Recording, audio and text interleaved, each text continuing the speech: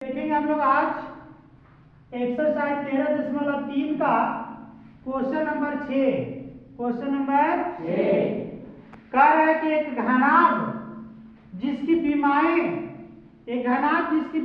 10 centimetre, एक घनाभ जिसकी बीमाएं 10 centimetre, 5.5 centimetre और 3.5 सेंटीमीटर है, बनाने के लिए व्यास 1.75 सेंटीमीटर और ऊंचाई 2 मिलीमीटर वाला कितने चांदी के सिक्कों को पिघलाना पड़ेगा। कितना चांदी का सिक्का लगेगा इस तरह का घनाभ बनाने के लिए, कितना चांदी का सिक्का लगेगा इस तरह का घनाभ बनाने के लिए, कितना सिक्का को पिघलाएंगे कि ऐसा घनाभ बन जाएगा, ये सवाल है।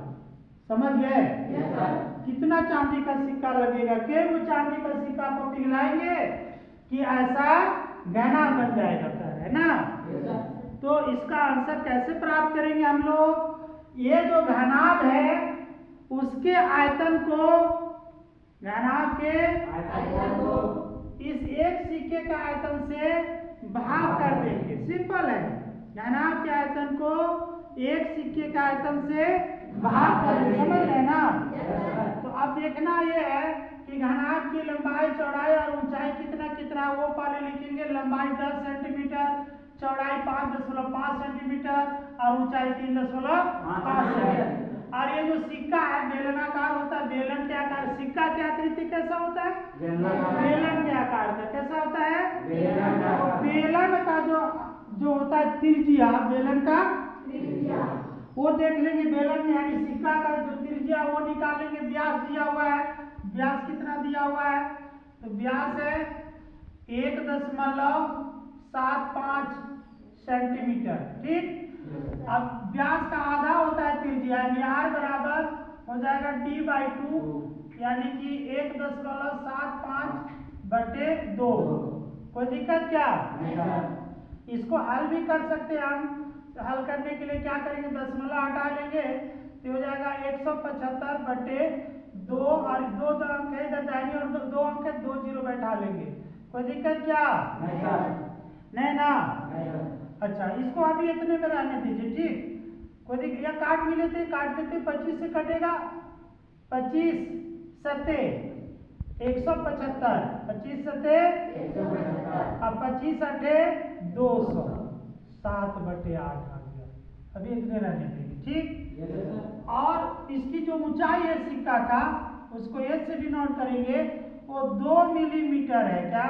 2 मिलीमीटर को हम लोग देखिए, यहाँ जो घनाभ की जो बीमाएं हैं वो सेंटीमीटर सेंटीमीटर सेंटीमीटर, और जो सिक्का है उसकी जो त्रिज्या है वो भी सेंटीमीटर में आ रहा है, 7/8 सेंटीमीटर। ठीक है।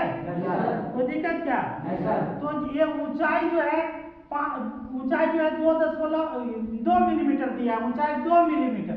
तो देखिए इसको एक रूपता में लाना पड़ेगा। ये सब सेंटीमीटर में दिया हुआ है और ये वाला ऊंचाई किसमें है?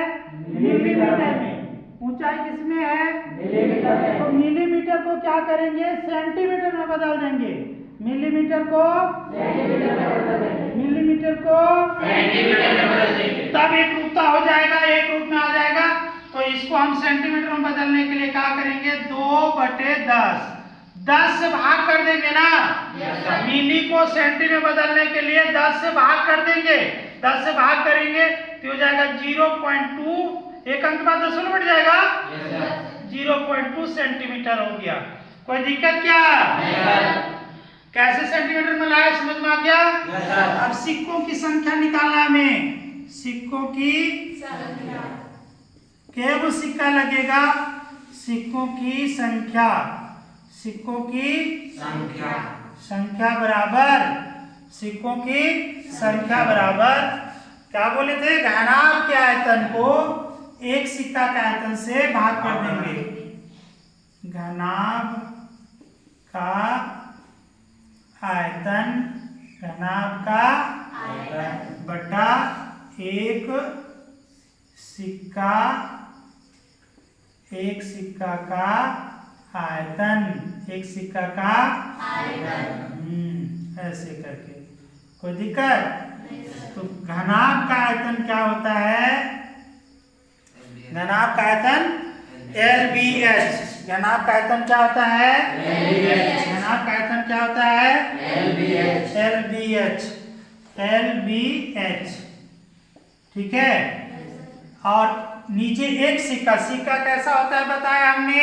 बेलनाकार, बेलन के आकार का। तो बेलन का आयतन क्या होता है? पाई आर स्क्वायर एच। ठीक है, इसमें बड़ा एच कर देते हैं ऊपर वाला। ठीक है, पाई आर स्क्वायर एच। और ये हो जाएगा बेलन का पाई आर स्क्वायर एच और घनाभ का LBH। अब बस इसको बाहर करना है, हल कर देना आ जाएगा। चलिए आगे देखते हैं। इधर LBH में लंबाई, चौड़ाई और ऊंचाई गुना गुना लिख देना है। 10 गुना 5.5 चौड़ाई हो गया, गुना ऊंचाई 3.5। ठीक है ना? LBH का मान बैठा दिए। उसके बाद बेलन के आयतन के लिए पाई आर स्क्वायर एच के लिए पाई का मान कितना लेना है? देख लीजिए एक बार, पाई का मान कितना लेना है? कुछ नहीं बोला है तो 22/7 बैठा लेंगे। ठीक है ना?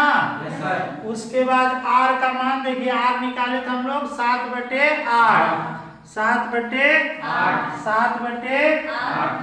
7/8 गुना 7/8 दो बार बैठाएंगे। स्क्वायर जो है गुना एच।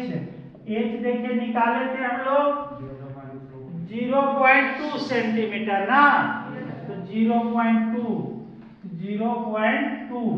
कोई दिक्कत? हाँ, मान बैठा लिया। अब इसको हल करेंगे और फिर देखिए यहाँ पर ये 7 और ये 7 कट गया, 7 कट गया। समझ में आ रहा है? ठीक है। उसके बाद इसका एक अंक का दशमलव यहाँ से और एक अंक का दशमलव यहाँ से, दोनों से एक अंक के बाद है, दशमलव हट गया। ठीक है। अब ये जो कटता है उसको काट लेना है, फ्रेश कर लेना। ये दो दशमलव हटा दिए हैं तो ये फ्रेश 2 हो गया है। दशमलव हटा दिए क्या हो गया? फ्रेश 2 हो गया। तो ये कट सकता है 2 एका 2 और 2 चौके 8। ठीक है। फिर ये भी कटेगा 2 दूना 4 और 22 कट जाएगा। 2 एका 2 2 एका 2। अब तो कट नहीं रहा है, कट रहा है क्या? तो यहाँ पर समझिए आगे। फिर ये 10 गुना 5.5 है ना, तो पॉइंट अभी हटा लेंगे हम। ठीक, तो हटा चुके हैं। अब नीचे 10 लिखना रह गया है। समझिए, दशमलव के बाद एक अंक है ना, तो नीचे 10 आ जाएगा। और इधर हमारा बच गया है ये 35। दशमलव हटा चुके तो 35 हो जाएगा। अब क्या करेंगे? ये जो बट्टा में है ना, 8 और 2 बचा हुआ, 8 और 2 नीचे है ना, 8 और 2 ये वाला जो है ऊपर गुना खा जाएगा, तो हो जाएगा 8 गुना 2। ये वाला कहाँ से आया? समझ में आ गया? ये 8 और ये 2 ऊपर गुना में चला जाएगा। अब बट्टा छीन देंगे, फिर ये 11 लिख लिया। फिर इसका दशमलव हटा के नहीं ना नीचे लिखे हैं 10, तो देखिए लिख दिए। उसके बाद ये वाला 7। ठीक है ना? और तो कुछ नहीं रह गया है। अब इसको काट लेंगे, फिर आपस में गुना कर देंगे, आ जाएगा आंसर। ठीक है? हाँ, तो देखिए आगे ये देखिए 11 से काट रहे हैं। 11 एका 11, 11 पचे 55। ठीक है। ये 10 कट गया।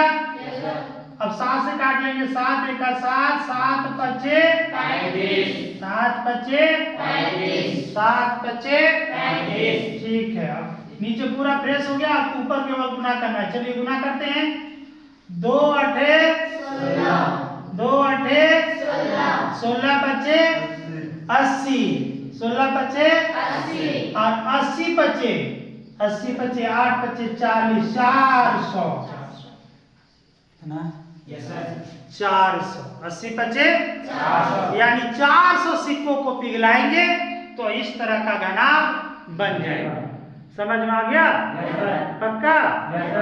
ठीक है, तो नोट करेंगे। ओके।